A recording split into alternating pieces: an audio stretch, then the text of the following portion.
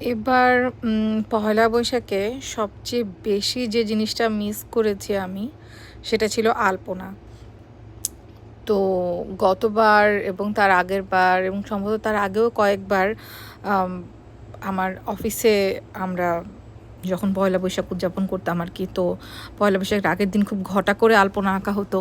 আমার মনে আছে একবার পয়লা বৈশাখে আমি তখন কাজ করতাম না, জব ছিল না আমার। তো তখন ঢাকা ইউনিভার্সিটি থেকে ক্লাস শেষ করে আসার সময় আমি রাস্তায় বসে পড়ি সবার সাথে আলপনা করার জন্য। তো এরকম আর কি পহেলা বৈশাখ হয়েছে, আলপনা হয়নি, এরকম বহুদিন ধরেই হয় নাই।